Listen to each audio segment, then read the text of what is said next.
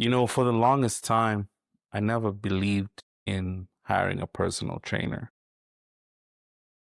And this is not because I thought they weren't good. I just genuinely believed that if you cared enough about something, you could figure it out yourself. And to be honest, that belief served me really well for years. But I started to think to myself, what changed? Recently, I joined a new gym, and as part of the bravado of going into a new environment, I like to get to talk to people, understand their stories.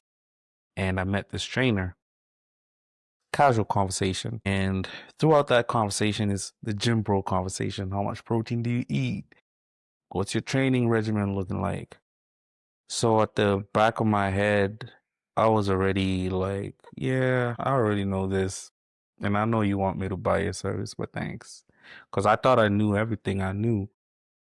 But recently, I had figured out that my body at the gym had not really shown progress to the level that I know I'm capable of. And this got me thinking maybe I should prompt more about his journey because his body looked like it was at the apex of physical fitness. So paid a little bit more attention to his conversation, and he started telling me about progressive overload and nutrition and recovery.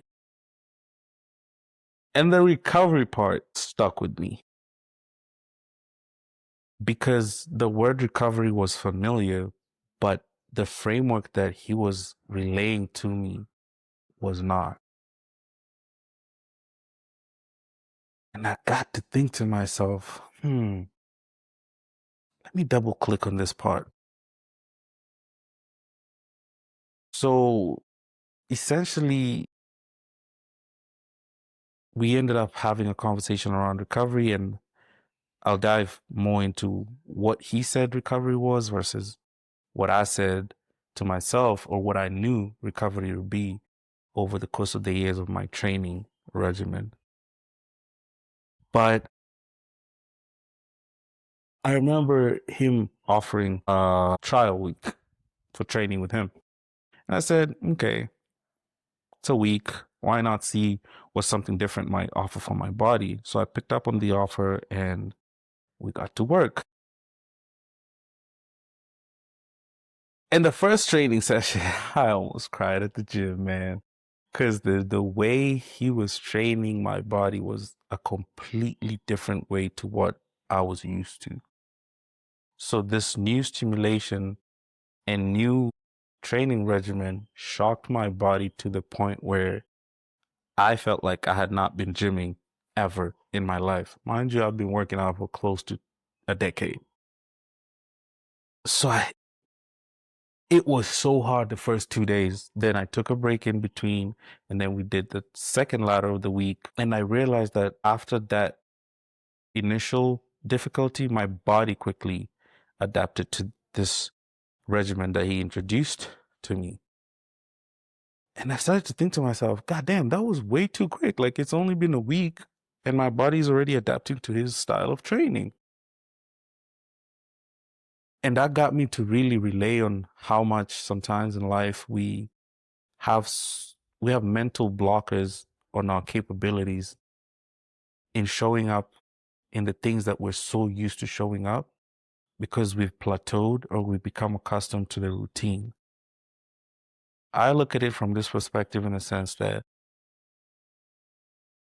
being busy and being consistent does not equal to growth. Because I observed this with myself.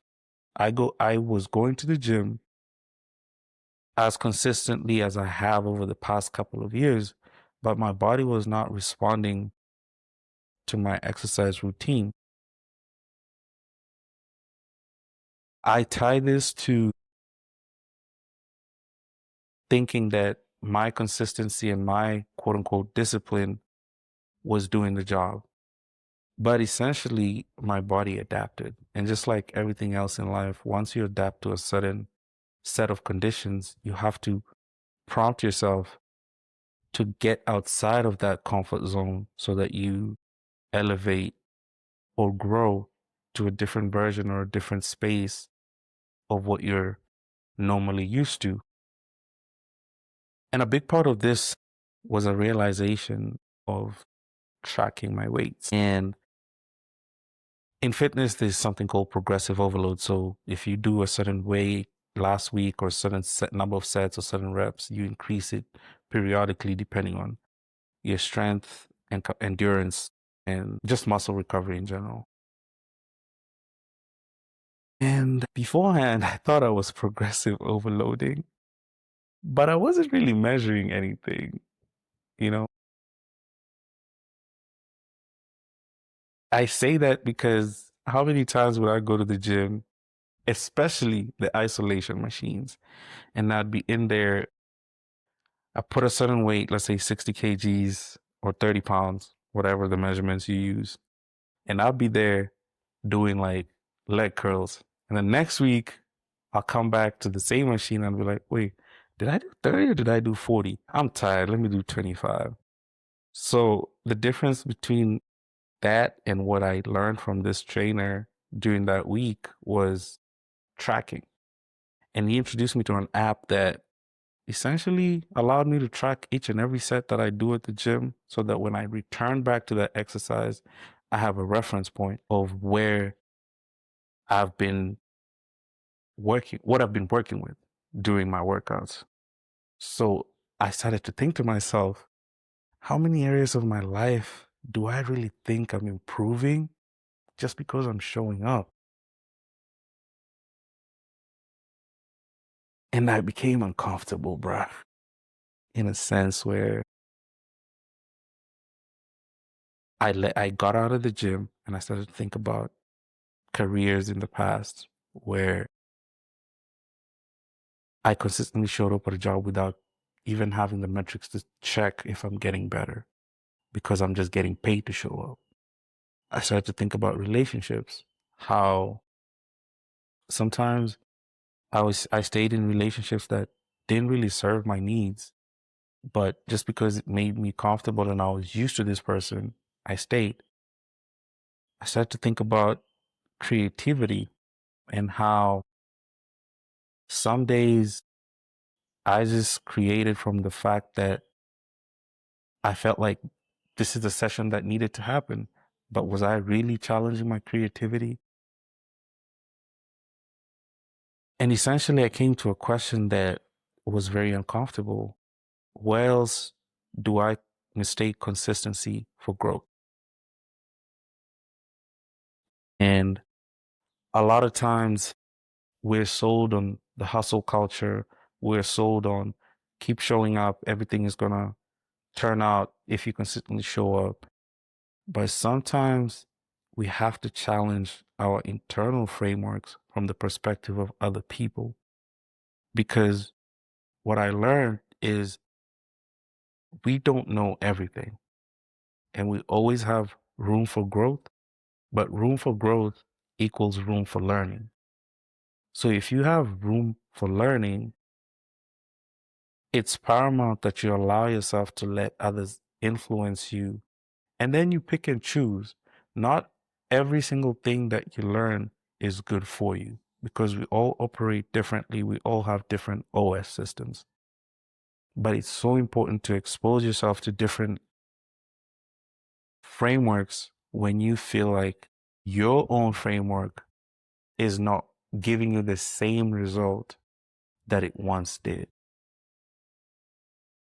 Because sometimes it's not that we lack effort, it's just that we have reached the limit of our current perspective. And what if that's what a plateau actually is? Not a lack of effort, but a lack of perspective. And this allowed me to shift into something that I haven't done a good job in my current capacity, which is mentorship. And I find that sometimes our ego and pride, independence, whatever you want to allude to, they don't allow us to let someone else teach us.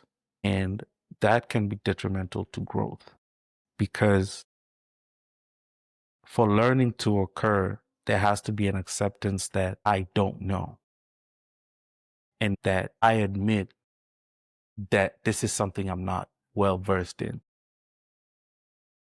So when you look at that, there's a challenge to your personal ego as an individual that a lot of us don't like facing in so many different areas of our lives.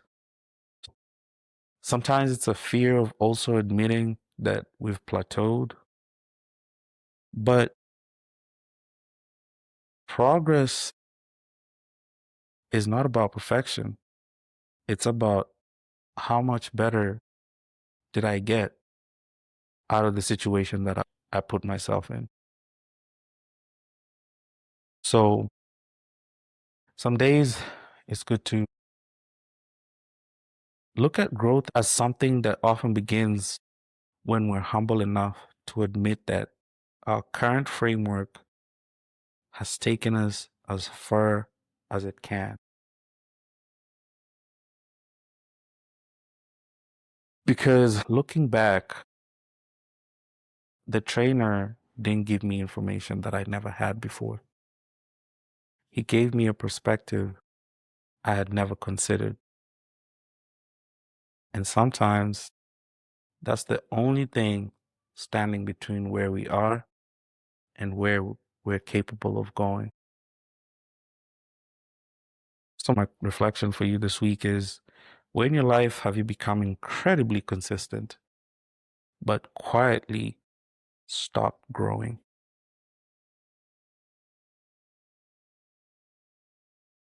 And what perspective have you been avoiding simply because you've convinced yourself you already know enough? This was your weekly reset. I hope we can all reflect, read, and rise. And I'll catch you on the next one.